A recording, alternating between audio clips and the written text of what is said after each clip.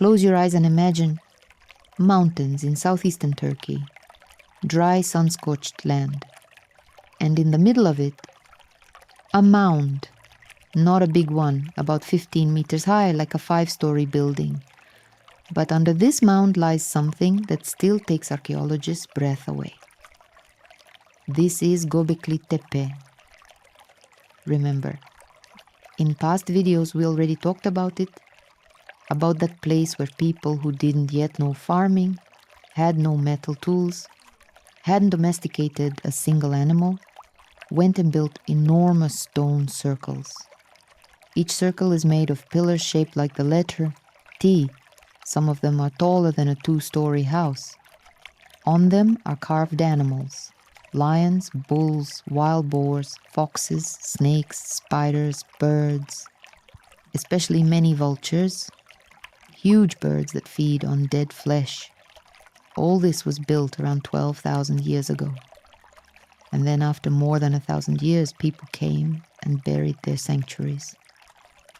Carefully, layer by layer, they covered them with earth and stones, hid them from the world, as if they wanted to preserve them forever. And they left. Where did they go? This question haunted archaeologists for decades. Because people don't do things like that for no reason. If they bury what they built for centuries, something must have happened. Something important. Maybe their beliefs changed. Maybe they decided the old gods no longer helped. Maybe it was just time to move on. And when archaeologists started digging in other places, they began finding traces of those same people. The same symbols. Not everywhere, but in many places across the Middle East. As if seeds from one flower, scattered in the wind and sprouted in different lands. It's very important to understand the order of events. The oldest of all these places is Göbekli Tepe itself. They started building it around 9,600 years before our era, and other famous places like the tower in Jericho that many have heard about appeared later, around 8,000 years before our era. First came Göbekli, then everything else. Today we'll travel along these traces. We'll visit places where people who left Göbekli Tepe lived. We'll see how they built houses, how they buried their dead, how they learned to work with metal. We'll talk about Nevalı Çori, a place that now lies at the bottom of a huge reservoir. About Chayönü, the first workshop where people tried smelting copper. And about Jericho, the oldest town where a tower built 10,000 years ago still stands. It will be a long journey, but it's worth it. Because this is the story of how one spark ignited thousands of fires around the world. Let's take a closer look at this amazing place, Göbekli Tepe. Close your eyes and imagine a hill. Not very high, about 15 meters, like a 5-story building. But it stands on top of a mountain ridge, visible from everywhere for many kilometers around. Around 9,600 years before our era, people chose this place and began building something no one had ever built before. They carved huge limestone blocks from quarries. Some of these blocks weighed between 10 and 50 tons. Imagine a weight of 50 tons. That's about like 30 cars stacked on top of each other. And all this, people dragged by hand, without wheels, without oxen, without metal tools. Only stone against stone, only their own hands. From these blocks, they made pillars shaped like the letter T. Some pillars reached 5.5 meters in height, taller than a 2-story house. They dug these pillars into the ground in circles. The circles were 10 to 30 meters in diameter. In the center of each circle stood the 2 largest pillars, and around the edges stood smaller pillars, surrounded by a stone wall. But the most amazing thing is what's carved on these pillars. Come closer to one of them. On the gray limestone, you'll see a whole world of animals. Here's a lion with a huge mane, jaws open. Next to it, a bull, mighty, with heavy horns. A little higher, a wild boar, the bristles on its back standing up. A fox with a bushy tail frozen as if listening for something. And above them, birds. Many birds. Especially often they carved vultures here. Huge birds with long necks that feed on dead flesh. But that's not all. Look closer. Snakes carved in the stone, coiled in rings.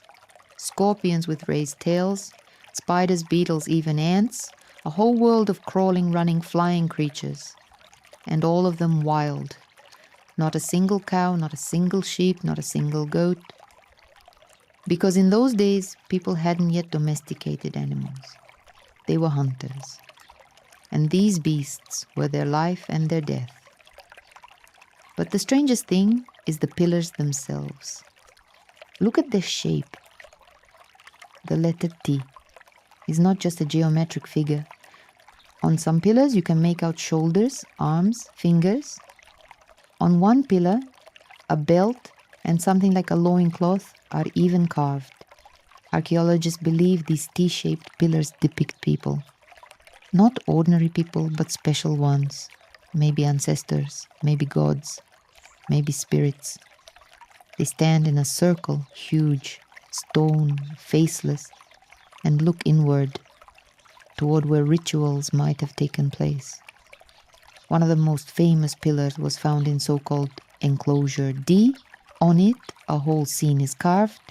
In the center, a large vulture. It spreads its wings, one wing raised up, the other stretched forward.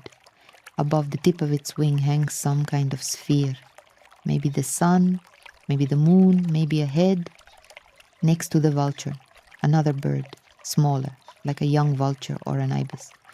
Below them, a huge scorpion, a snake, some smaller birds. And at the very bottom, on the left, a strange figure is carved. A headless man. He's shown from behind. You can see his back, buttocks, legs, and you can see he has an erect penis. What does this mean?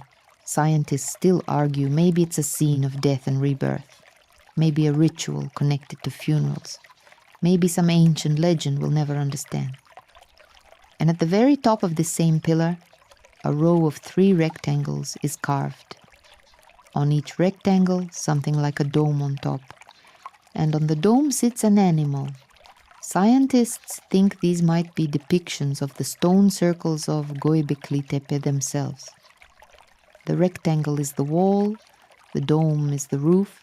Maybe the circles had roofs back then. And the animal on the roof is the symbol of the group of people who built that circle.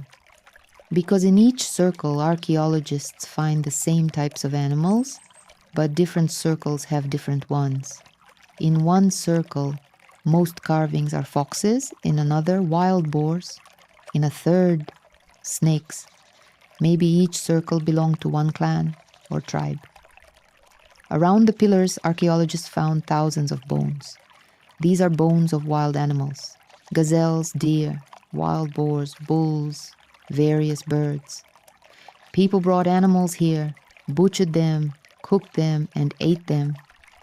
But not just eating, it happened during feasts or rituals.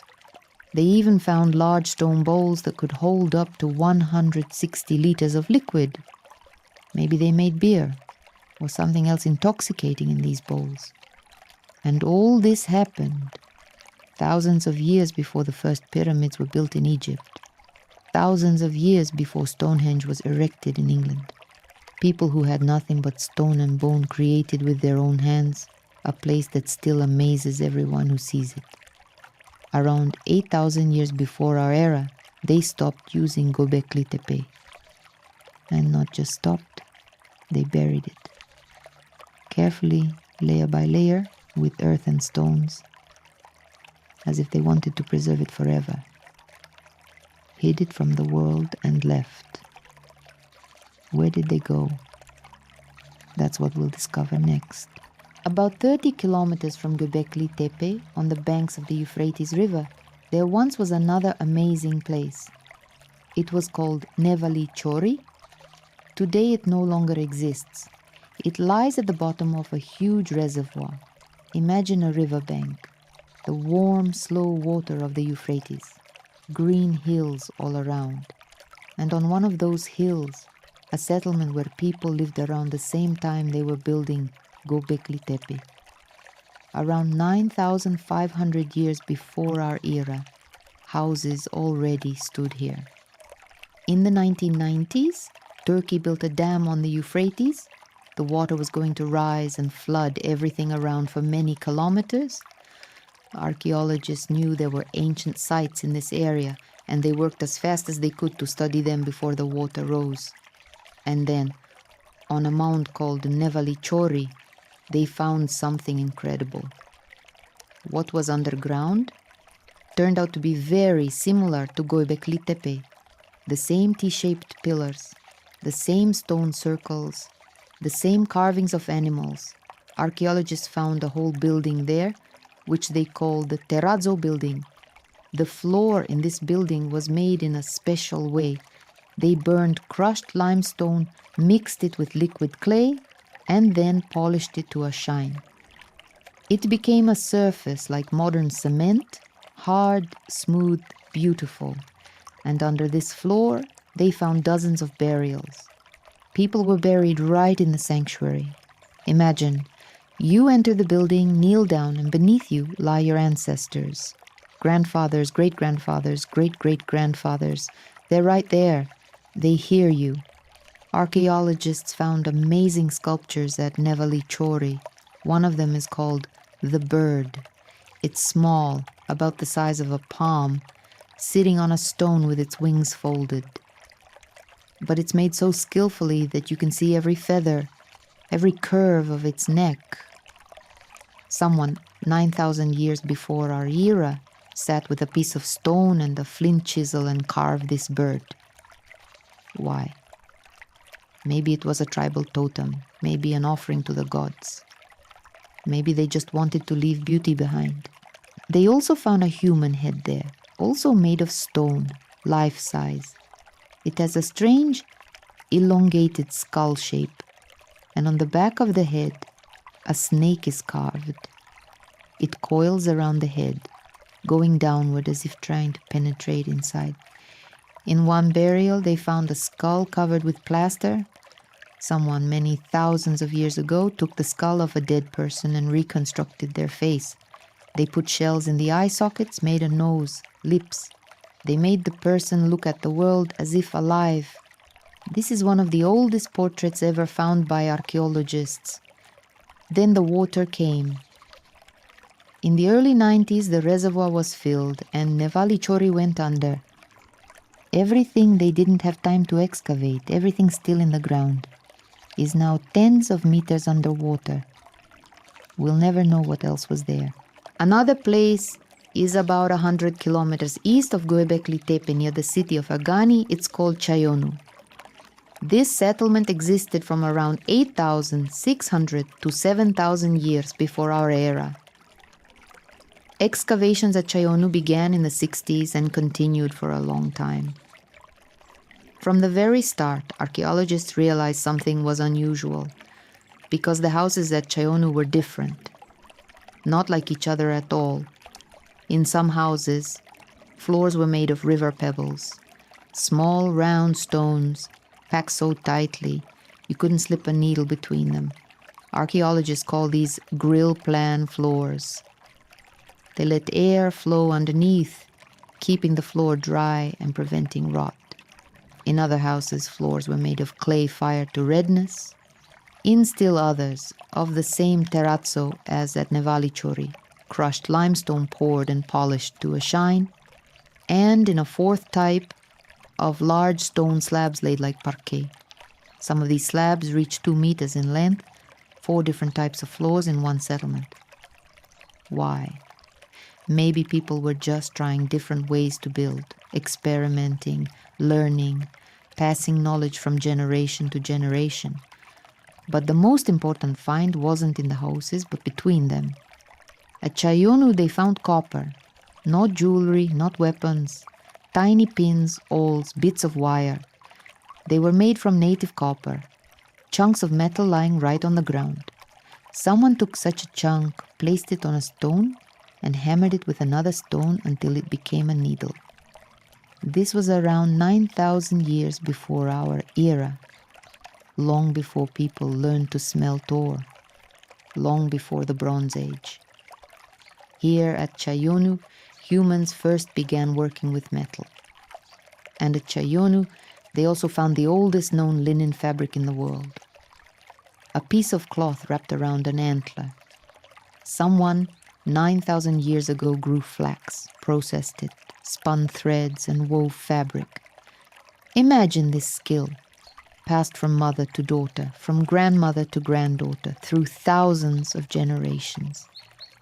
In one building, which archaeologists called the Skull Building, they found something terrifying. There in the walls and under the floor lay human skulls, about 70 of them. And in one pit, they found mixed bones, according to scientists' estimates, the remains of at least 450 people. In this same building stood a huge stone, polished to a shine. It weighed over a ton. On its surface, they found traces of blood, both human blood and blood from wild bulls called Aurochs. Next to it lay a flint knife, sharp as a razor. What happened there? Scientists still don't know. Maybe rituals, maybe sacrifice, maybe something else we'll never understand. But one thing is clear. Life in those times wasn't only beautiful and amazing, it was also brutal. Now let's travel far south. We'll leave Turkey, pass through Syria, and arrive where Palestine is today, near the Jordan River. There, in a deep depression 250 meters below sea level, stands a mount called Tell Sultan. This is Jericho. Jericho isn't just an ancient town. It's one of the oldest settlements on earth. People have lived here almost continuously for the last 11,000 years. But it's important to understand the timeline. Jericho's most famous structure, the Stone Tower, was built around 8,000 years before our era. That's about the same time people were burying Göbekli Tepe. The tower was found by British archaeologist Kathleen Kenyon in 1952. She was digging a deep trench when she suddenly hit a wall made of huge stones. Then she found the tower itself. Over 8 meters high, almost 9 meters in diameter at the base. Inside the tower was a staircase, 22 steps carved into stone, leading to the top. Someone climbed it regularly, maybe every day. Why? For a long time, people thought the tower and the wall around the town protected against enemies. But archaeologists found no traces of war, no weapons, no destruction. So researchers from Tel Aviv University did a study. They used a computer to calculate where the mountain's shadow fell on the summer solstice. It turned out that the mountain's shadow first covered the tower, then spread across the entire town. The researchers suggested the tower wasn't built for defense, but for something else. Maybe for people to gather and watch the shadow cover the town. Maybe to create a feeling of something important, sacred. One scientist said, "We believe this tower was one of the mechanisms to motivate people to take part in a communal lifestyle." Around the tower, archaeologists found many burials. People were buried right under house floors, just like at other sites. But there was one special thing. In some graves, only skulls were found, separated from bodies. And these skulls were treated with plaster. Faces were reconstructed on them.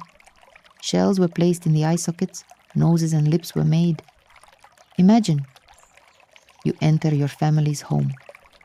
On a shelf, in the corner, sits your grandfather, the one who died a year ago. But he's looking at you. His shell eyes glint in the firelight. He sees you eat, talk, play with children. He's still here. He's still part of the family. These are the famous plastered skulls you read about in every archaeology book, the oldest portraits in human history. made not for art's sake, but for memory's sake. So here's an interesting picture. Around the same time, about 8,000 years before our era, in the north people were burying Göbekli Tepe. And in the south, they were building the tower at Jericho. And everywhere we see the same thing. A special attitude toward ancestors, toward skulls, toward memory.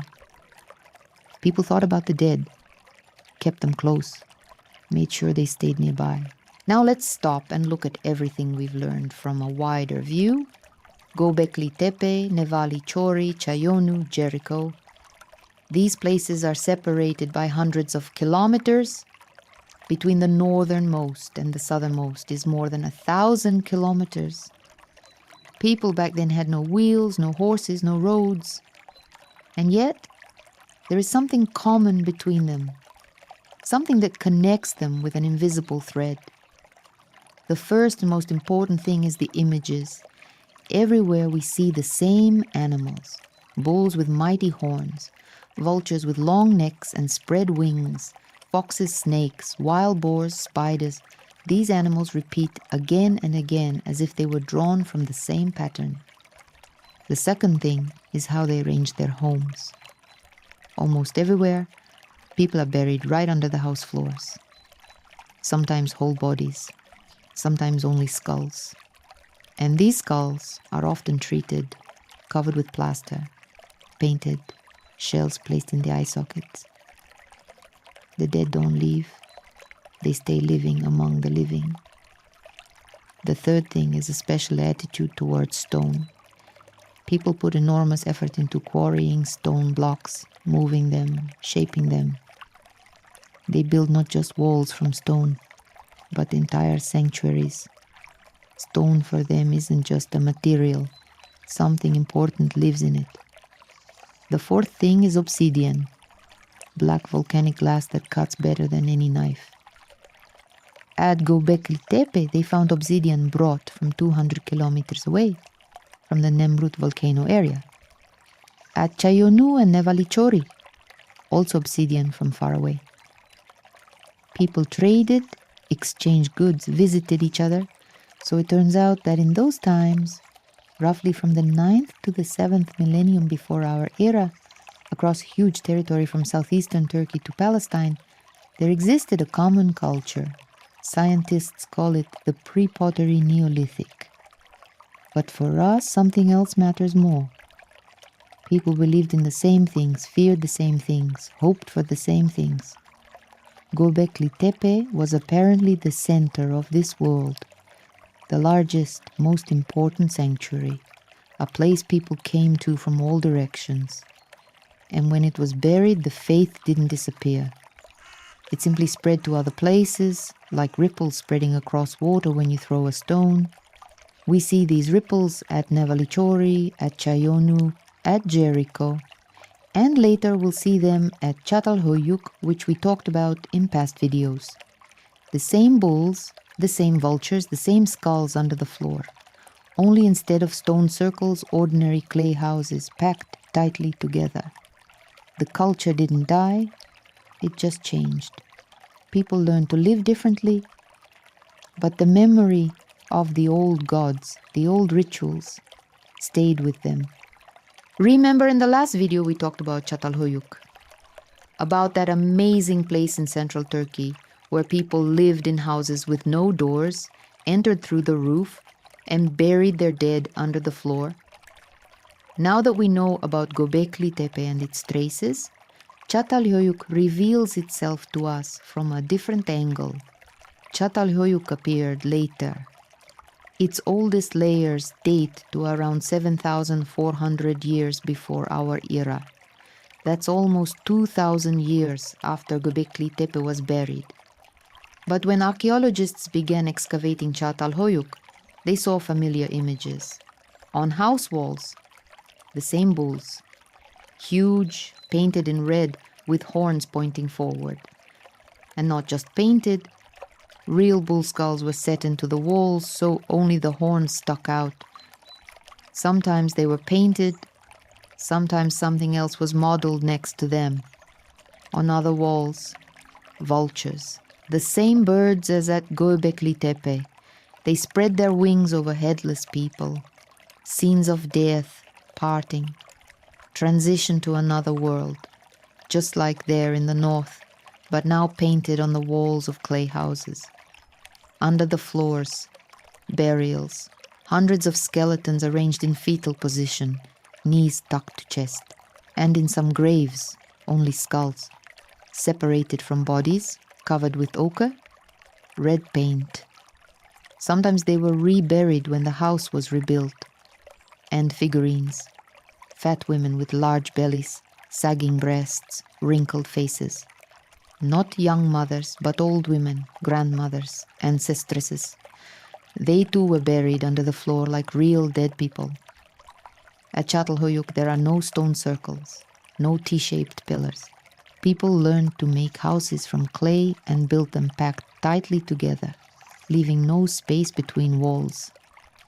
But the faith, the memory, the rituals, they remained the same. So it turns out that Göbekli Tepe wasn't just a place. It was a source. From there, people went out and spread new ideas across the world. And these ideas reached Çatalhöyük, changed, adapted to new life, but didn't disappear. Thousands of years, hundreds of generations, and bulls still gaze from walls, and the dead still lie under the floor. We've talked a lot about what they built, what they painted, how they buried their dead. But who were they?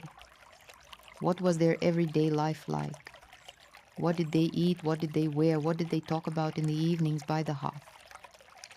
Archaeology can answer some of these questions because people in those times often threw leftovers, broken tools, ash from hearths into pits. We know a few things.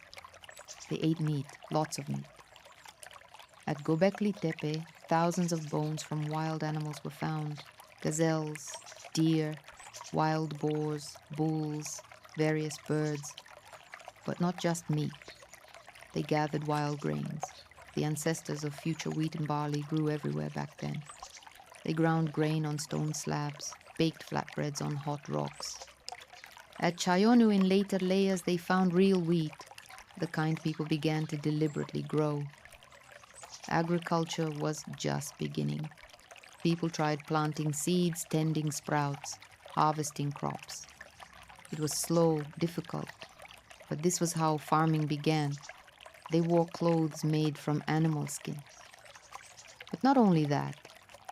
At Çayönü they found the linen fabric I mentioned earlier, so they knew how to process flax, spin threads, weave cloth. Maybe women sat by hearths and wove while men returned from hunting. They had ornaments, beads made of stone, bone, shells. At Çatalhöyük they even found mirrors made of obsidian, pieces of black glass polished to a shine. A woman could look into such a mirror 9,000 years ago. They buried their dead with belongings, with necklaces, with tools, with vessels for food. Apparently they believed these would be needed in the next world. Or maybe they just wanted the deceased to leave with something. They had feasts.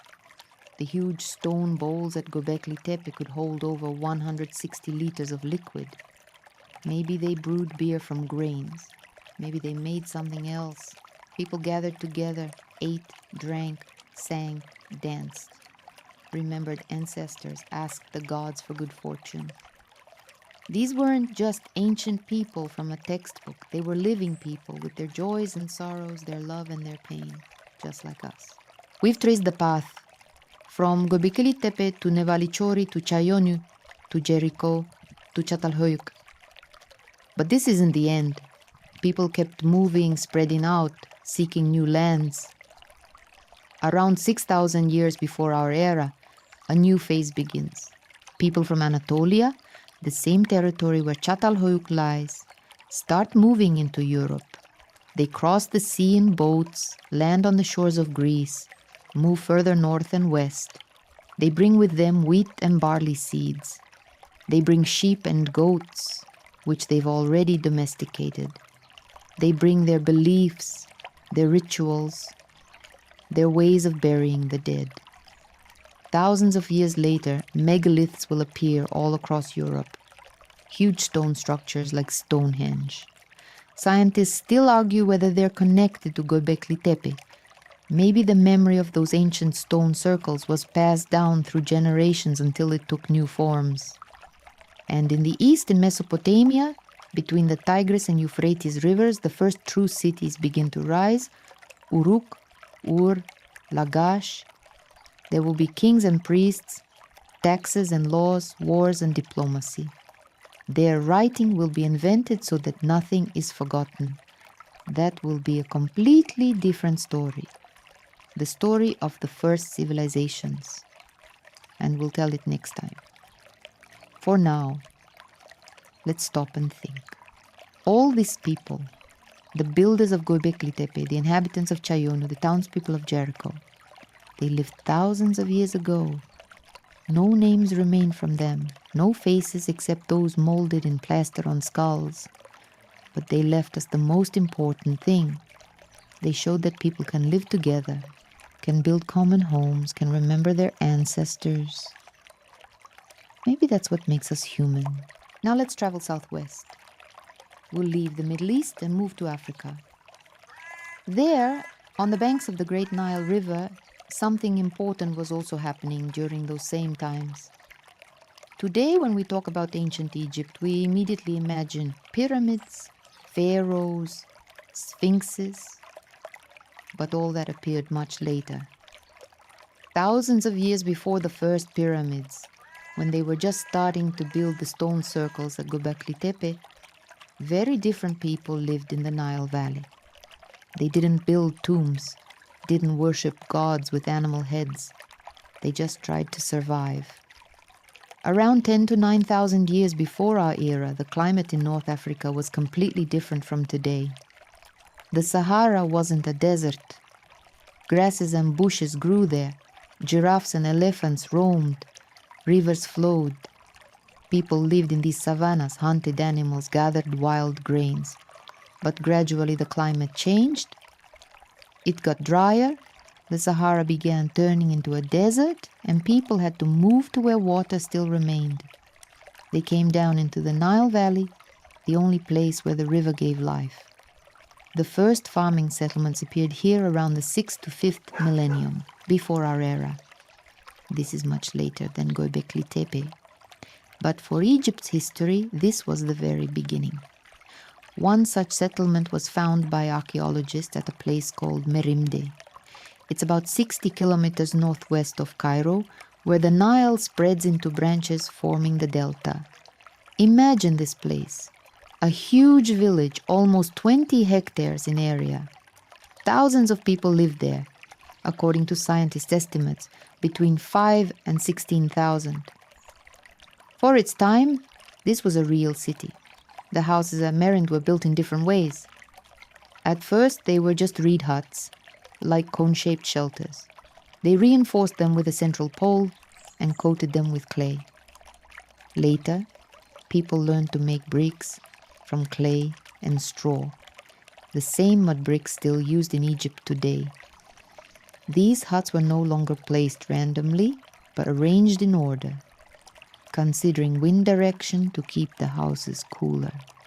Next to the huts, archaeologists found storage pits. Large water vessels and baskets full of grain stood in them. This means people already knew how to store harvests, make supplies for winter. They grew wheat and barley. They harvested with sickles fitted with flint blades, ground grain on stone slabs, querns, baked flatbreads. But farming wasn't their only occupation. They fished in the Nile. Many hooks and harpoons were found, and thousands of fish bones in trash pits. Fish was an important part of their diet. Probably men went out in boats, cast nets, and women later cleaned the catch, dried it, smoked it to preserve it longer. At Merimde they also found the oldest human image in Egypt. It's a small head made of fired clay, broken but reconstructed by archaeologists.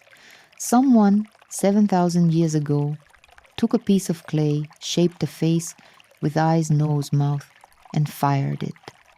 Why? Maybe it was a toy, maybe an image of an ancestor, maybe just an attempt to leave a mark. They buried their dead right in the village.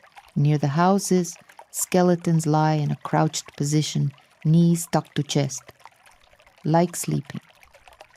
Most heads face southeast, faces look northeast, maybe toward where the sun rose at some important time of year. Around the same time, a little south at a place called Fayum, other farmers lived. They had a similar culture, similar tools, similar pottery. But Merimde's pottery was better, thinner, neater, more varied in form. Apparently, the potters in the Nile Delta already knew how to make vessels not just for eating, but also for beauty. All this was thousands of years before the first pharaohs appeared.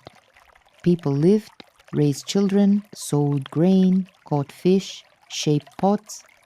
They didn't yet know that their descendants would build the greatest civilization of antiquity.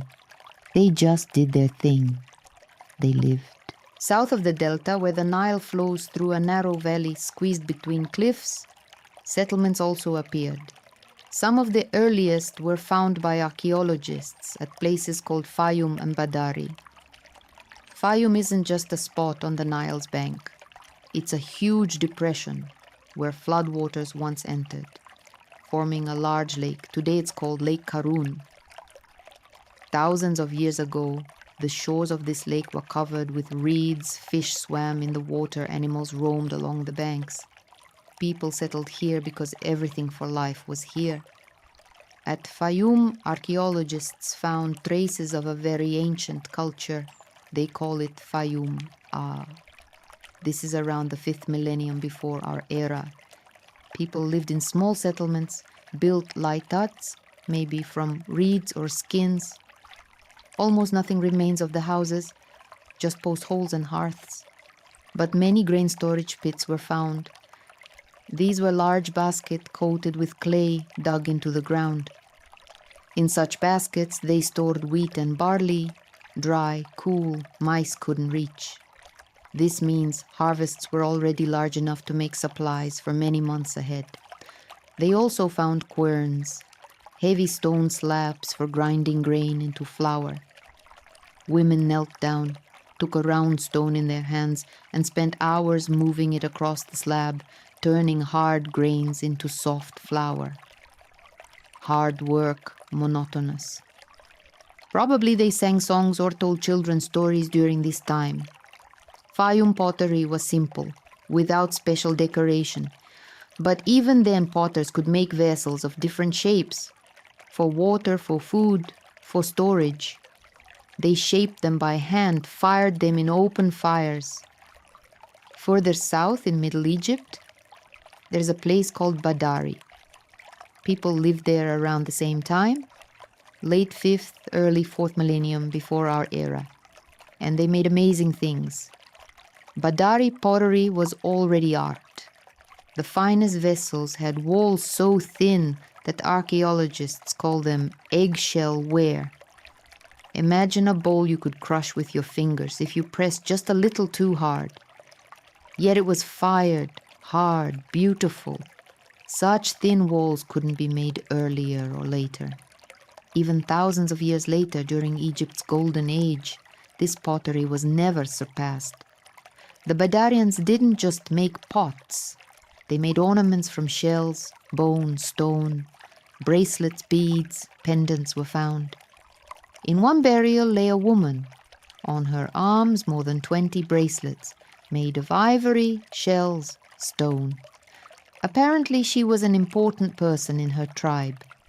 At Badari, the first signs of property inequality appeared.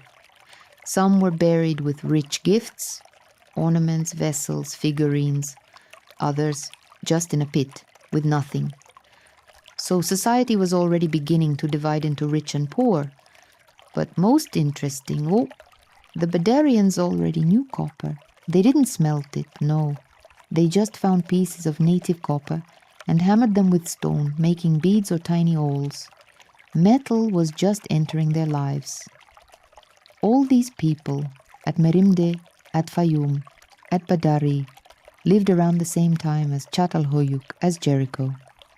But their world was different. They didn't build stone circles, didn't plaster ancestor skulls. They just lived on the banks of the great river, learned to grow grain, make beautiful pottery, adorn themselves. A couple more 1,000 years would pass, and from these small settlements great Egypt would grow. Cities, temples, pyramids would appear. But for now, only silence, only the rustle of reeds in the wind, only the splash of water in the Nile. Now let's travel even further, to the east. We'll cross Iran, Afghanistan, come down from the mountains, and arrive where Pakistan is today. There, on the plain at the foot of the mountain ranges, flows the great Indus River. And here, around the same time people were just starting to sow wheat in Egypt, a city already stood. This place is called Mehrgarh. Archaeologists found it near the Bolan Pass, an ancient route leading from Afghanistan into the Indus Valley.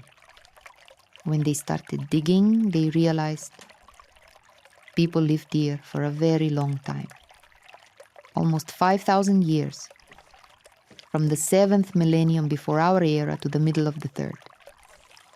Imagine this span. While they were just starting to build the first circles at Göbekli Tepe, houses already stood here. When Göbekli was buried, people still lived here. When they were building pyramids in Egypt, people still lived here. Then they left and the city emptied, but memory of it remained in the earth. Mehrgarh's oldest layers date to a time when people didn't yet know how to make pottery. Archaeologists call this the Aceramic Neolithic. They lived in houses made of mud brick, just like later at Jericho, at Çatalhöyük. Houses were divided into 4 rooms with a hearth in the corner. Grain was stored in special granaries divided into compartments. Wheat and barley grew in the fields. But here's something interesting. 90% of the grain found was barley. Very little wheat. Scientists think barley was domesticated here independently, while wheat came from somewhere in the west, maybe Iran or even the Middle East. And at Mehrgarh, for the first time in the world, people began growing cotton. Imagine, 7,000 years before our era, people already knew that from fluffy bolls you could make thread, and from thread, cloth. Not linen, not wool, cotton. They also kept animals. First goats, then sheep, then cattle. But the cattle there were special, with humps on their backs, zebu breed. Such cattle weren't found elsewhere, so they domesticated them here too. In later layers, after 4,800 years before our era, pottery appeared, and not just pots, entire workshops. Archaeologists found stone and copper drills, kilns, large smelting furnaces, crucibles for copper smelling. Like a real factory, only small, domestic. 7,000 years old. Especially amazing are the ornaments. Beads made of turquoise, lapis lazuli, shells, copper. Lapis lazuli is a stone mined in Badakhshan, 1,000 kilometers from Mehrgarh, so trade already existed back then. People traveled vast distances to bring beautiful stones. And in one workshop, they found figurines. Many female figurines with large breasts, full hips.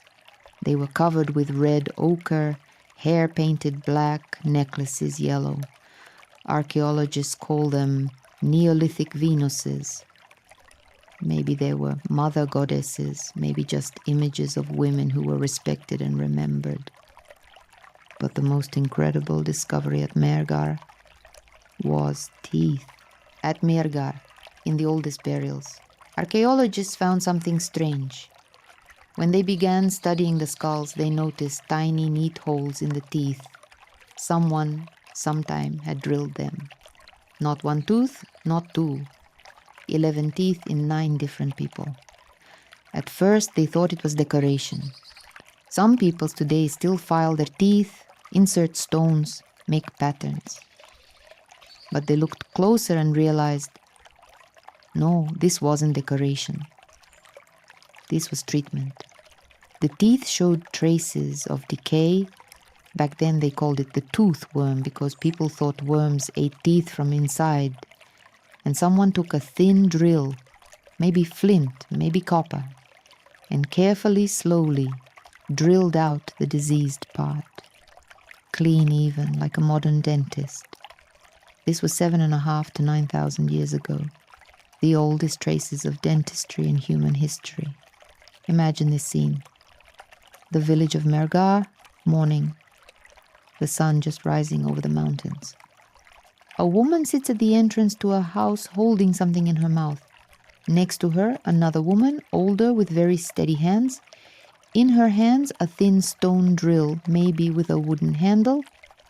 She slowly, carefully rotates it between her palms. The drill enters the tooth, squeaks, dust flies. Does it hurt? Probably it hurts terribly, but the patient endures because she knows if the rot isn't removed, the tooth will be lost entirely. We don't know what they used for pain relief. Maybe they chewed certain herbs. Maybe they drank infusions. Maybe they just endured. But the fact remains, people knew how to treat teeth long before they learned to write. In Mehrgarh's burials, other interesting things were found. For example, in some graves, not just people lay buried, together with them small goat kids. What does this mean? Maybe they made sacrifices. Maybe they believed the animal would help in the afterlife. We don't know. In other graves, people lay in a crouched position, like at Jericho, like at Çatalhöyük. So the custom of burying in fetal position was widespread across the world. Apparently, people believed that after death, they would be born again, return to where they came from. Bodies were sometimes sprinkled with red ochre, like at Çatalhöyük, like in Europe, like everywhere. Red, the color of blood, the color of life. Maybe they hoped the red paint would help the dead come alive in another world. Mehrgarh existed for almost 5,000 years. Then people left. Where did they go? Scientists think they moved down into the Indus Valley and founded new cities. The ones later called Harappa and Mohenjo-Daro. The great Indus Valley civilization grew from these small settlements near the Bolan Pass. Now let's travel even further east. We'll cross the Himalayas, go through the mountains, and arrive where China is today. There, in the valleys of two great rivers, the Yellow River and the Yangtze, their own unique life was beginning. Around 10,000 years ago, the climate in these parts was warmer and wetter than today. Dense forests grew in the valleys. Reeds flourished along riverbanks. And among these reeds, people noticed one plant that could become their main food. It was rice. But rice didn't grow by itself. Wild rice shatters as soon as it ripens. Try collecting that. For thousands of years, people gathered what fell until they noticed if you select the stalks that hold tighter and plant them separately, next year you'll get rice that doesn't shatter. That's how rice farming began. The oldest traces of such cultivated rice were found in the Yangtze River Valley at a place called Shengshan. There, in peat bogs, grains over 9,000 years old were preserved. And next to them, stone hoes, knives, mortars for husking rice. Imagine those first fields. Wet, water-filled terraces on hillsides. People in straw hats, knee-deep in water, planting small green sprouts. The sun beats down. Insects buzz overhead. Slow, hard work. But it would feed their children and grandchildren. In the north, in the Yellow River Valley, people grew another grain, millet. This plant isn't afraid of drought, grows fast, yields many seeds. At a place called Sishan, millet almost 8,000 years old was found. There were also stone sickles, grinding stones, storage pits. But the most amazing finds weren't in the fields, but in a village called Jiahu. This place in Henan province was inhabited around 9,000 to 7,000 years ago. And there, archaeologists made discoveries that overturned ideas about ancient China. Jiahu is a small village on the banks of the Yellow River. For 1,000 years, people lived here, replacing each other, building new houses over old ones. And in that 1,000 years, they accomplished so much it would suffice for several civilizations. The first thing archaeologists found was flutes, bone flutes made from bird wings, apparently from red-crowned crane wings. Over 30 were found whole and broken. The oldest among them is 9,000 years old. But these aren't just simple pipes. The flutes have holes.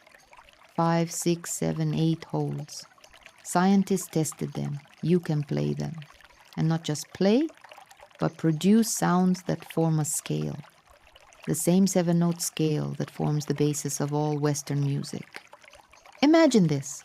9,000 years ago, when they were just starting to build the stone circles at Göbekli Tepe, here in China, someone already sat by the fire playing melodies on a flute that we might recognize.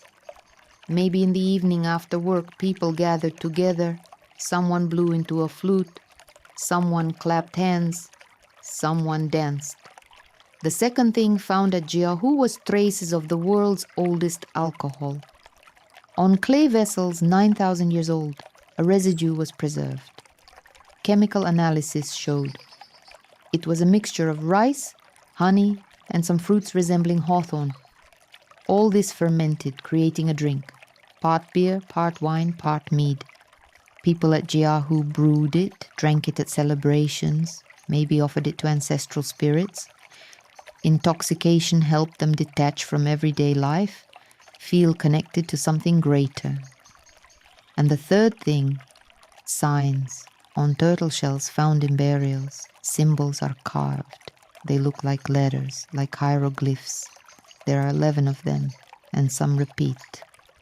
Scientists believe these may be the oldest written signs in the world, older than Sumerian cuneiform by 1,000 years. Of course, this isn't yet writing in the full sense, no sentences, no texts. But someone was already trying to leave messages to mark something important, to transmit thought through pictures. At Jiahu, people lived in houses of wood and clay, made stone tools, hunted deer and wild boar, fished, gathered wild fruits, and yet they played music, brewed intoxicating drinks, tried to write. All this at the same time as Göbekli Tepe, as Chayönü, as Jericho. The world was bigger than we think. Now let's travel to the other side of the earth, to where, beyond the ocean, tens of thousands of kilometers away, lies a huge continent that people in Europe, Asia, and Africa knew nothing about. America was a separate world, developing by its own rules. People came to America late, while they were building stone circles at Göbekli Tepe, while they were raising the tower at Jericho, while they were playing bone flutes in China. There were no people in America yet. Actually, there were, but not for long. Scientists still argue about when the first people crossed from Asia to America. Most believe it happened around 15 to 12,000 years ago. Then, during the last ice age, sea levels were lower, and a land bridge existed between Siberia and Alaska's Bringia. Hunters pursuing mammoths and bison crossed it from one world to another. The first culture archaeologists clearly identify in America is called Clovis. It's named after the place where characteristic spear points were first found, near the town of Clovis in New Mexico. This was around 11,500 years ago. Imagine these people. They walk across endless plains armed with spears tipped with stone points. Ahead, a herd of mammoths, huge, with long fur, with tusks, spiraled like corkscrews. Hunters surround one, throw spears, aim between the ribs to pierce the lungs. The mammoth falls, the ground trembles. Then they'll butcher it, cut the meat, dry it in the sun. Day after day, year after year. Clovis points are amazingly beautiful. They were made from flint, carefully worked on both sides, shaped like elongated leaves. Down the middle, a long groove to make the point penetrate easier. Such points are found all across North America, from Canada to Mexico. So people spread quickly, carrying their technologies with them. But there was one mystery. In some places, archaeologists found traces of settlements older than Clovis. For example, in Chile, at the southern tip of South America, there's a place called Monte Verde. There, wooden huts, hearths, animal bones, over 14,000 years old were found. That's almost 3,000 years older than Clovis. How did they get there? Maybe people came to America earlier than we think. Maybe they didn't come by land, but by sea along the coast. While scientists argue, let's move on. North to where in Mexico, in the Tehuacan Valley, there's a place where people first tried growing corn. In Mexico, in the state of Puebla, lies the Tehuacan Valley, a dry, hot place where cacti grow right on the rocks. But once, thousands of years ago, it was different. Here, in a cave called Gilanaquitz, archaeologists found the oldest evidence of how a wild grass turned into corn. Corn is an amazing plant. It cannot grow by itself without human help. Its ear is tightly wrapped in leaves, and if a person doesn't pick it and peel it, the seeds won't fall to the ground, won't sprout. Corn is completely dependent on people, and people made it that way. Corn's wild ancestor is called teosinte. It's a low grass with tiny hard spikes, each containing just a few grains. Collecting them is thankless work. But someone, thousands of years ago, noticed that if you gather spikes with the largest grains and plant them separately, after many generations, the grains would grow larger. In Gilanaquitz cave, tiny corn cobs were found. The oldest date to around 5,000 years before our era. They were minuscule, pinky finger length, with about a dozen kernels. But it was already corn, not teosinte. Imagine a woman sitting at the cave entrance. Before her, on a flat stone, a pile of small yellow kernels. She sorts through them, sets aside the largest in a separate pile. Then she'll wrap them in a leaf, bury them in a hole, cover with earth. She'll water them every day with water from a clay vessel, wait for sprouts to appear. She doesn't know she's making history. She just wants her children to be fed. Besides corn, people at Gilanaquitz grew squash, beans, chili peppers. They had a whole set of plants that fed them year-round. They lived in caves and light huts, hunted deer and rabbits, fished in rivers, and so it was all across America. In the north, in the Mississippi Valley, people built huge earthen mounds. In the south, in the Andes, people tamed llamas and alpacas, grew potatoes and quinoa. Everywhere, life went on independently, regardless of what happened in other parts of the world. America was a separate world, and this world too was preparing for the birth of great civilizations. While they were growing the first corn in America and playing bone flutes in China, something amazing was happening in Europe.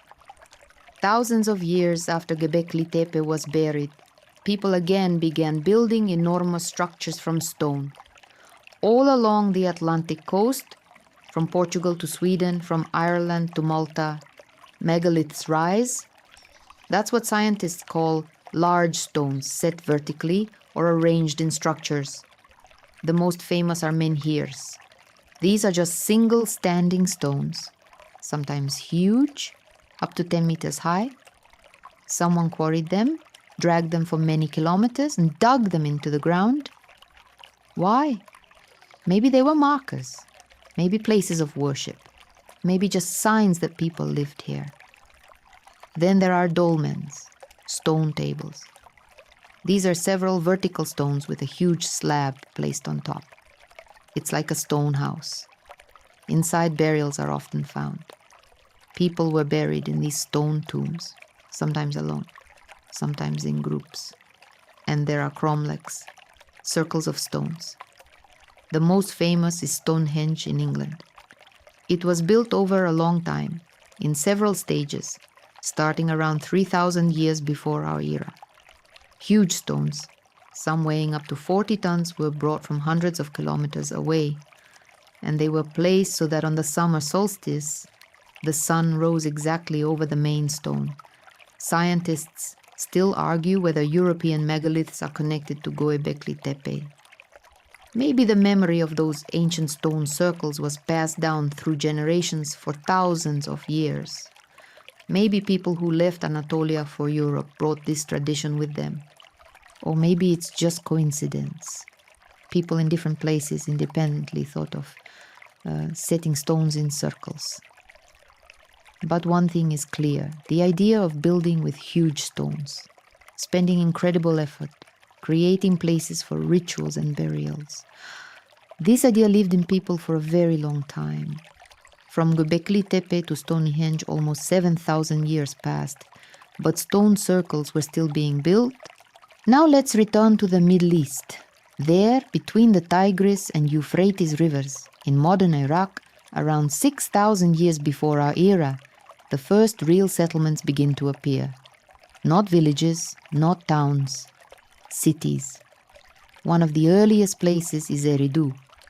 According to Sumerian legends, this was the first city on earth given by the gods.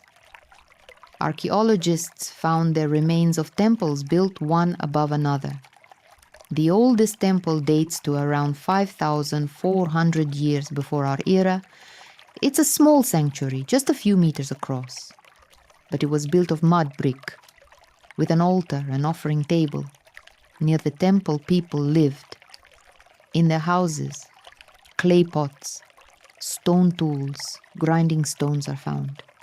They already knew how to irrigate fields, grow barley and wheat, keep sheep and goats. And at Eridu, strange figurines were found.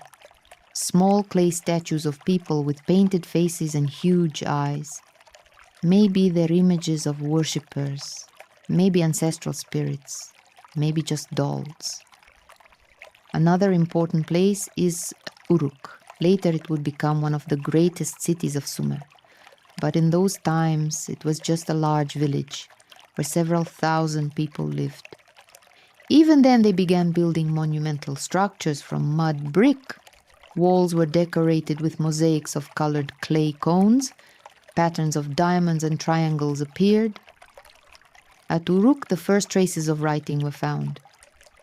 Not cuneiform yet, just drawings, pictographs. On small clay tablets, people depicted what they wanted to remember. How much grain, how many sheep, how many slaves. From these drawings, writing would later be born. All these cities, Eridu, Uruk, Ur, Lagash, will grow into the great civilization of Sumer. But for now, they're just beginning. For now, they're small settlements where people learn to live together, build temples, keep records. Now let's return to Europe. There, on the Salisbury Plain in England, stands the most famous megalithic structure in the world, Stonehenge. It was built over a long time, more than 1,000 years. They started around 3,100 years before our era. First, they dug a circular ditch and piled up a bank. Inside, they placed several wooden posts. Then, several hundred years later, they brought the first stones. The largest stones at Stonehenge are called sarsens. They reach 9 meters in height and weigh up to 40 tons. They were brought from 30 kilometers away, a miracle in itself. But even more amazing are the blue stones. They were brought from Wales, 250 kilometers away. How? Scientists still argue, maybe by water, on rafts, maybe dragged over land on rollers made of logs. Thousands of people must have worked together to move these stones. The stones are placed so that on the summer solstice, the sun rises exactly over the heel-stone and shines into the center of the circle. So the builders knew astronomy, could calculate solstice days, could navigate by the stars. Why all this? Maybe it was a temple, maybe an observatory, maybe a burial place. Many burial mounds are found around Stonehenge, maybe a healing place. The blue stones were thought to have magical powers. Across Europe there are hundreds of such places. In Ireland there's Newgrange, a huge mound with a stone passage inside. On the winter solstice, a sunbeam penetrates the passage and lights up the inner chamber. In Brittany, France, there are whole rows of menhirs. Thousands of stones lined up for many kilometers. In Malta, there are underground sanctuaries carved into rock. All these places were built without metal tools, without wheels, without writing. Thousands of people, generations. Faith that this mattered. And we still don't know exactly what they meant. We've talked a lot about what people built, what they painted, how they buried their dead. But let's stop for a moment and think about the most important thing, without which none of this would have happened. About fire. Humans tamed fire very long ago. The oldest traces of hearths found by archaeologists are burnt bones and ash in Swartkrans cave in South Africa. They are over 1.5 million years old.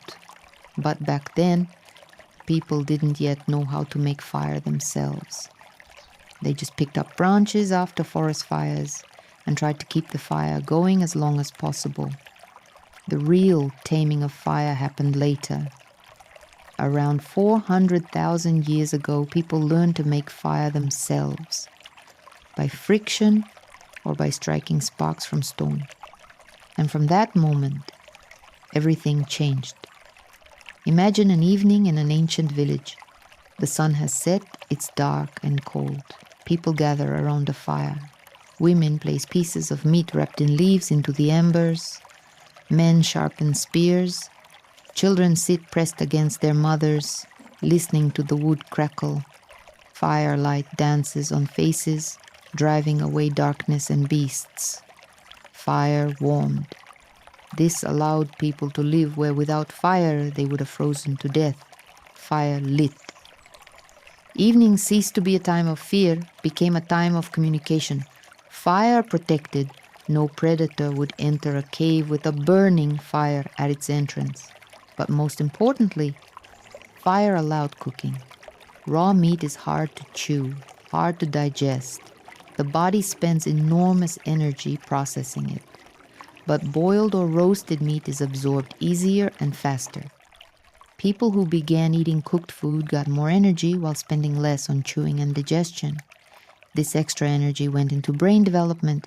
Scientists even joke, the kitchen made us human, because it was cooking that allowed our brains to grow to their present size. At Göbekli Tepe, at Çayönü, at Jericho, everywhere traces of hearths are found. People burned fires inside houses, cooked food, warmed themselves. Smoke escaped through openings in roofs or walls. Sometimes, judging by soot on walls, there was so much smoke it made eyes water. But they endured, because without fire, it was impossible. Fire wasn't just a tool. It was a friend, a protector, a deity.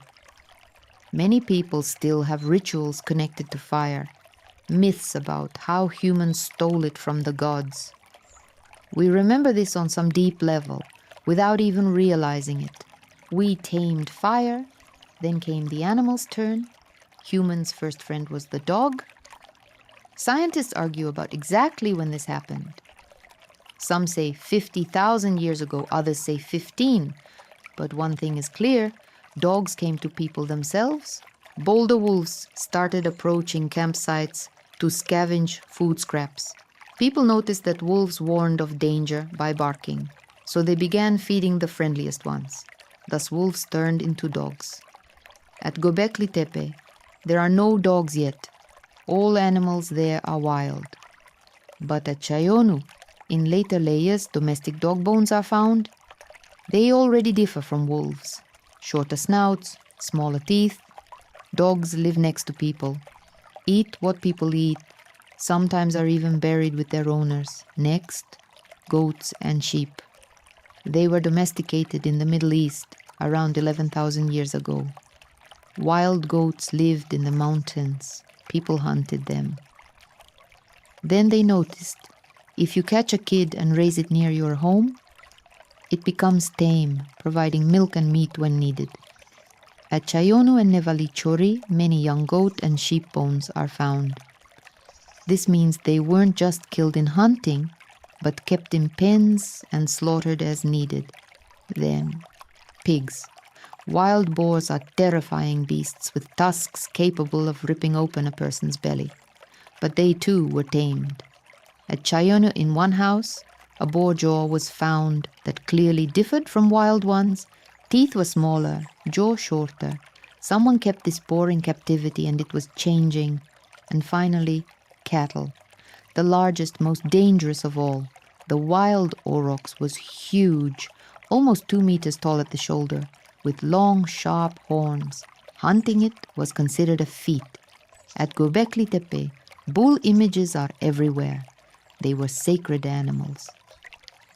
At Çatalhöyük, which appeared later, archaeologists found cattle bones already different from wild ones. Smaller, bones thinner.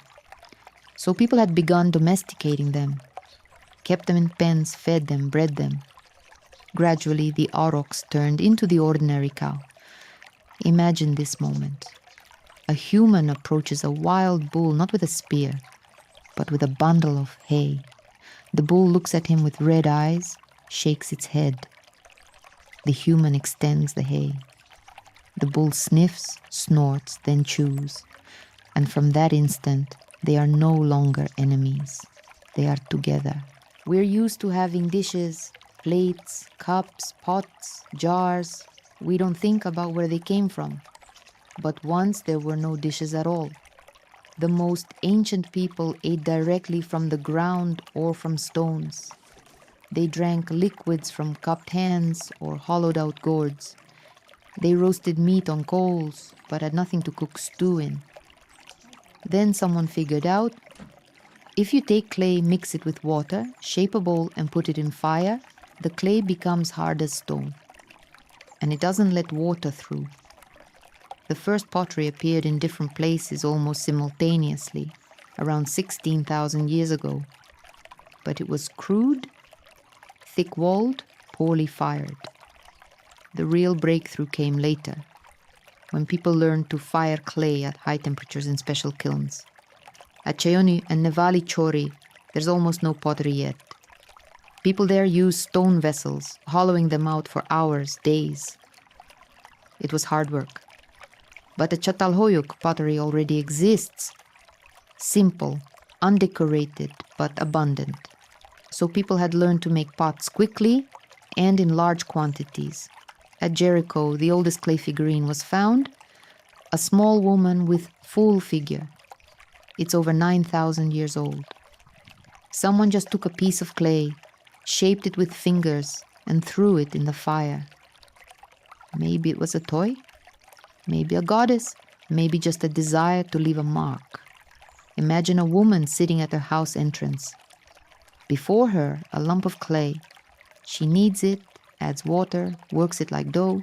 Then she begins shaping, slowly, carefully. Her fingers leave impressions, traces of her life. In an hour, she holds a small pot in her hands, still wet, soft. She sets it to dry in the sun. In the evening, she'll throw it in the fire, and tomorrow she'll have a vessel to store grain, carry water, cook stew. Pottery changed life. Now food could be stored for long periods. Soups and porridges could be cooked. Oil and milk could be kept. Water supplies could be stored. People became less dependent on nature, more dependent on their own skill. And pottery gave us history, because pots don't disappear without a trace. They break, shards remain in the ground, And thousands of years later, archaeologists find them, study them, reconstruct them. Through pottery, we know what people ate, how they lived, who they traded with. We're used to going to a store and buying whatever we need. But once there were no stores, no money, and people didn't even know what lay beyond the horizon. Then they began exchanging things, and that changed everything.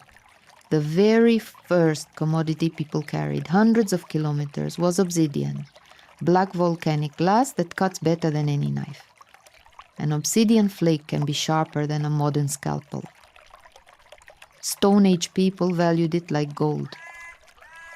At Göbekli Tepe, they found obsidian brought from 200 kilometers away, from the Nemrut volcano area. Someone deliberately went there, mined this black rock, carried it back to make spear points, knives, scrapers. Imagine that journey. 200 kilometers on foot through mountains, across rivers with a heavy load on your back, there and back, just so your tribe could have good weapons. At Çayönü and Nevalı Çori, they also found obsidian, not just from Nemrut, but from other sources, and for example, from the Caucasus. So people didn't just go to one place, they exchanged with each other. Someone got obsidian in the north, someone in the east. They met, showed their stones, made deals. At Jericho, far to the south in Palestine, they also found obsidian. Where did it come from? Brought from the north, 1,000 kilometers away. And not just obsidian. At Jericho, archaeologists found cowrie shells, small shiny shells from the Red Sea, 400 kilometers away. Someone carried them across the desert so women could make beads. Imagine that meeting. Two people who'd never seen each other, somewhere at a crossroads of ancient trails. One brought obsidian, the other brought shells and turquoise. They sit on the ground, lay out their goods. No common language, but they can point with their hands. I give 3 pieces of obsidian, I take 10 shells. This is how trade began. Later, when the first towns appeared, trade became even more important. At Çatalhöyük, for example, they found not only obsidian from Nemrut, but also flint from Syria and shells from the Mediterranean. People traveled vast distances to bring beautiful stones, sharp flint, shiny shells. And they didn't travel empty-handed. Probably traded furs, cloth, grain in return. Scientists can even tell where a piece of obsidian came from. There's a special method, by the stone's chemical composition, you can identify which volcano it came from. And the map is amazing. People exchange goods across thousands of kilometers.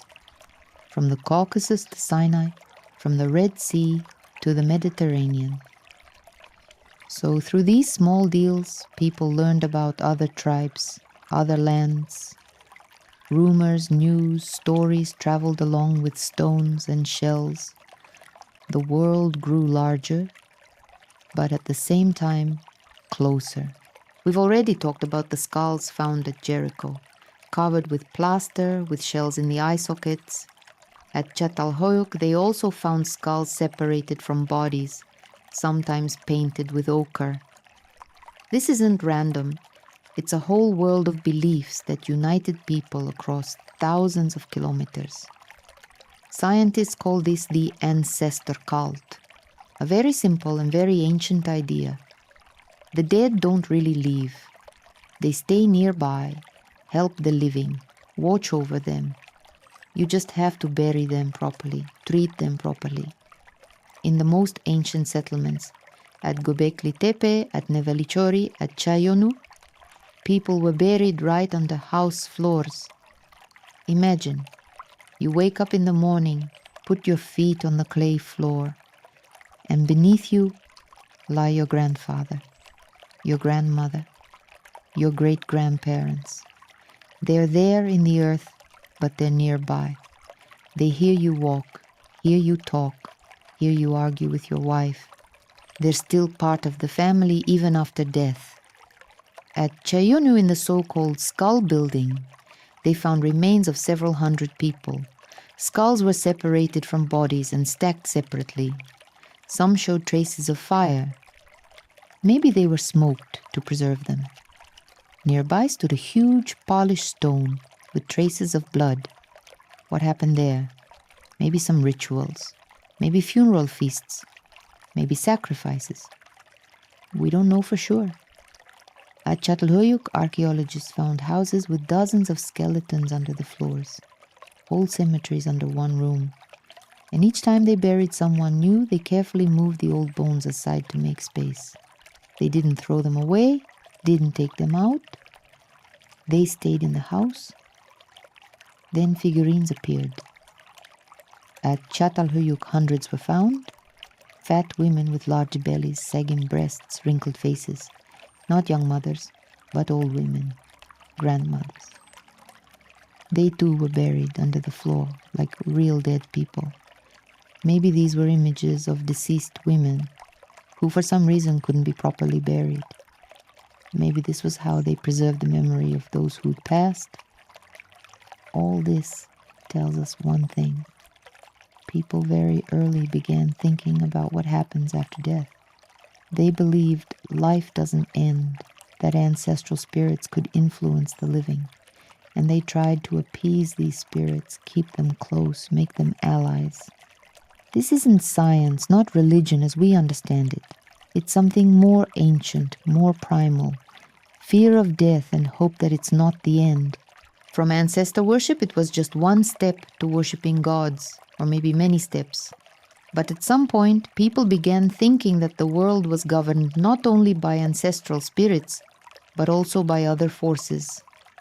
Forces of nature, forces of animals, forces of the sky. At Göbekli Tepe, the pillars aren't just carved with random animals. Lions, bulls, wild boars, foxes, snakes, spiders, vultures, and they repeat again and again. These aren't accidental drawings, they're symbols. The bull, the most important, the most frequent image, huge, mighty with heavy horns. His images are everywhere. At Göbekli Tepe, at Nevalı Çori, at Çatalhöyük, even at Jericho. Scientists believe the bull represented strength, fertility, maybe the earth god himself. Killing a bull was a feat. Taming a bull meant gaining its power. Painting a bull on the wall meant inviting that power into your home. Snakes are everywhere, too. They coil on stones, wrap around human heads, hide in corners of drawings. The snake is death because its bite is poisonous. But the snake is also life, because it sheds its skin and is seemingly reborn. A dual image, both terrifying and saving. Vultures, huge birds that feed on dead flesh. At Göbekli Tepe, there are many. They hover over headless people, as if carrying their souls to the sky. At Çatalhöyük, wall paintings show vultures pecking at corpses left on special platforms. Maybe people believe this helped the soul free itself from the body and fly to the ancestors. At Çatalhöyük, there are also strange images. Female breasts with boar jaws or vulture beaks hidden inside, or bull horns sticking out of walls with something like female figures beneath them. Scientists wonder, what is this? Maybe goddesses with animal heads, maybe symbols of the union of male and female, strength and fertility. All these images would later pass into the first civilizations. In Egypt, there would be gods with heads of bulls, falcons, crocodiles. In Mesopotamia, winged bulls with human faces. In India, the god Shiva with snakes around his neck. The beginning of all this is here, in these ancient sanctuaries carved in stone 9,000 years ago. Now look up at the night sky. Thousands of stars, the moon, sometimes bright planets. Ancient people saw the same thing, and they wondered, what is this? Why do they move? Maybe they're gods too. We don't know for sure if the people of Göbekli Tepe watched the stars. They had no writing, no records survive. But there are hints. At Jericho, at that very tower built 8,000 years before our era, scientists found a strange pattern. The mountain's shadow on the summer solstice fell first on the tower, then spread across the entire town. Researchers checked with computers. It wasn't random. The tower was built specifically to meet that shadow. So people watched the sun, knew solstice days, could calculate them. At Çatalhöyük there are wall paintings some scientists think depict Hasan Dağ volcano. But there are other drawings. Circles, dots, shapes. Maybe they're star maps.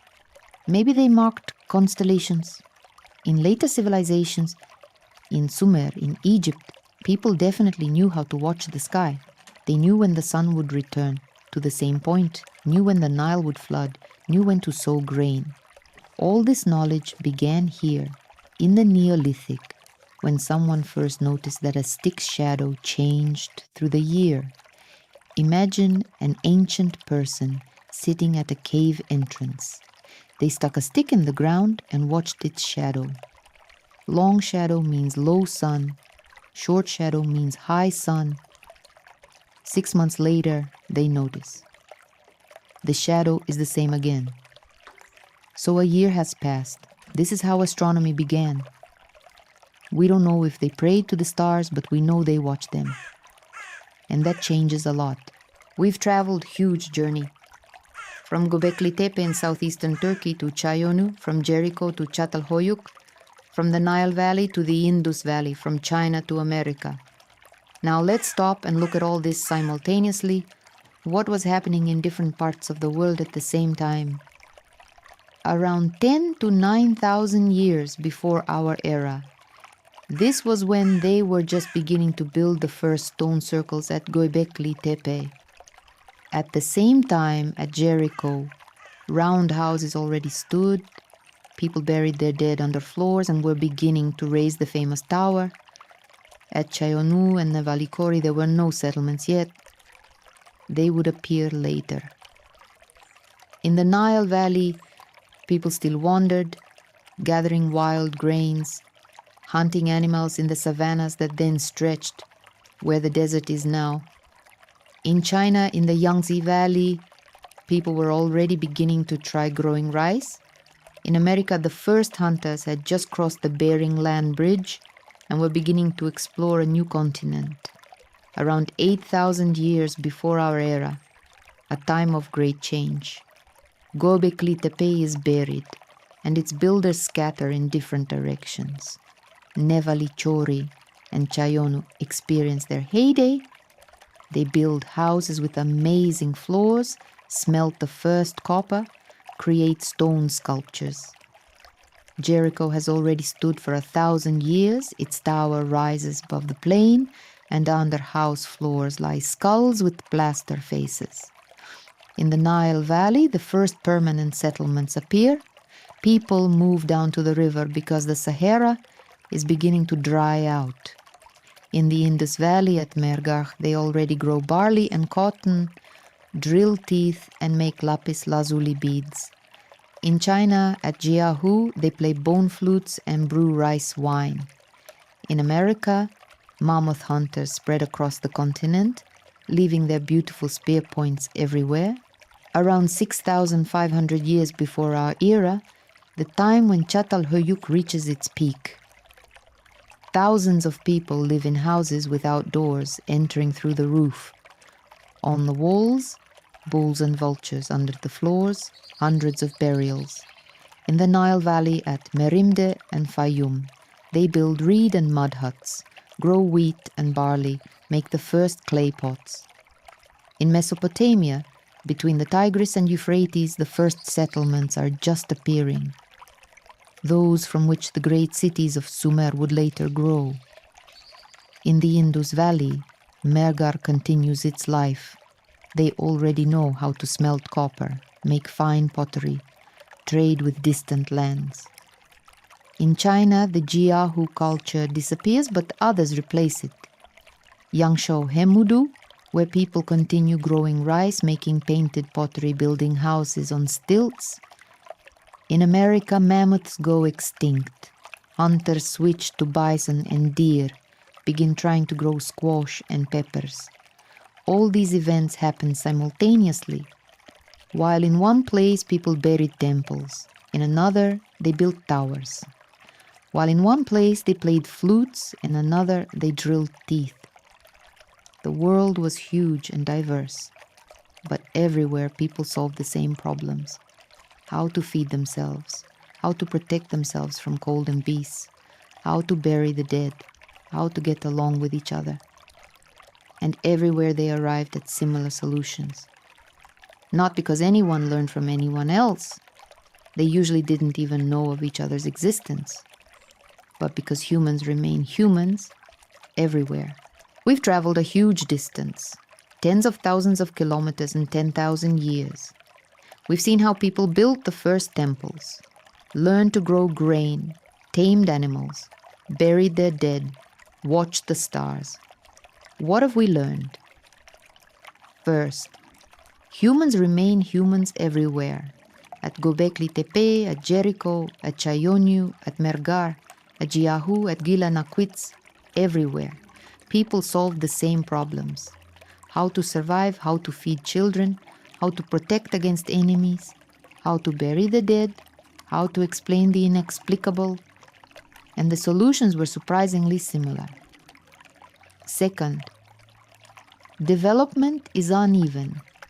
Some went far ahead, others stayed almost in place. But this doesn't mean the advanced are better and the backward worse. Circumstances just worked out that way. Climate, geography, chance, all influenced people's fates. Third, we're all connected. Obsidian trade, grain spread, idea exchange. All disconnected people, thousands of kilometers apart. Humans never lived completely alone. Even in the most ancient settlements, we see traces of contacts, exchanges, meetings.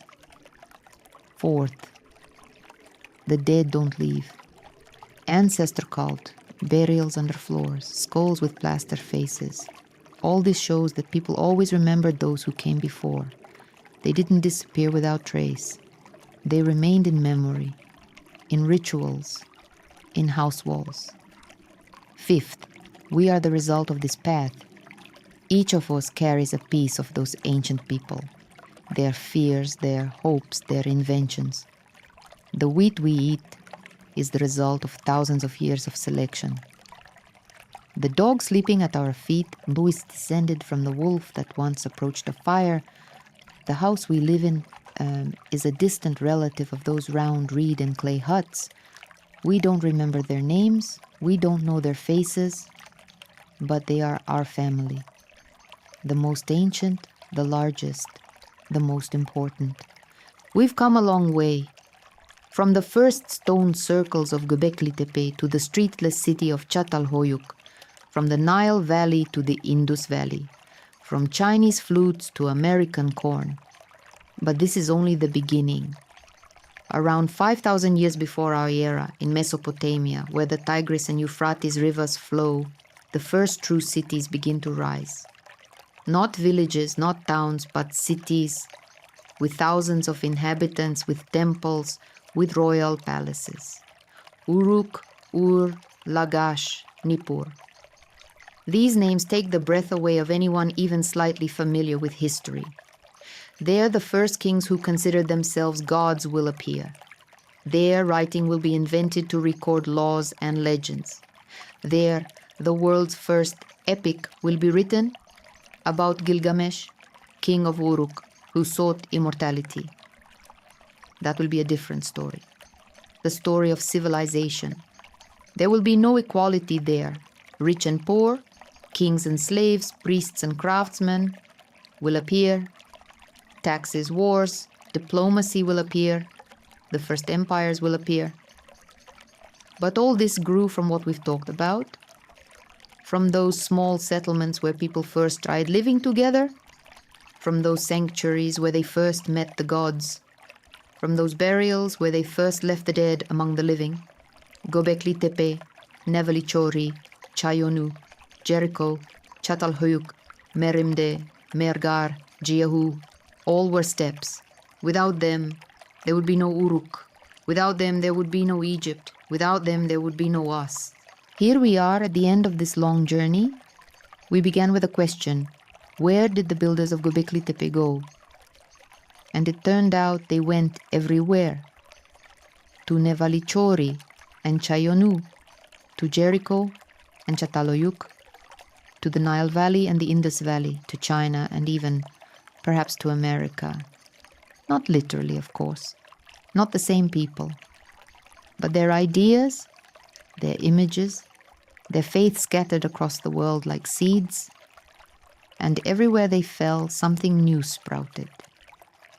We saw how people learned to build houses, smelt copper, make pots, weave cloth, drill teeth, play flutes. We saw how they tamed animals and grew grain. We saw how they buried the dead and remembered ancestors. All these people long ago turned to dust. No names remain from them, no faces except those few molded in plaster on skulls. But they left us the most important thing. They showed that humans can do anything. Can carve a stone pillar as tall as a 2-story house and drag it many kilometers with bare hands. Can tame a wild beast and make it a friend. Can grow bread from a tiny seed. Can build a house where their great-grandson will live 100 years later. We are their continuation. Every time we sit at a table to eat bread, we repeat what they did. Every time we pet a dog, we repeat what they did. Every time we look at the night sky and wonder about something important, we repeat what they did. Thank them for that, and thank you for joining me on this journey. Listen to this story. Rest. Until next time.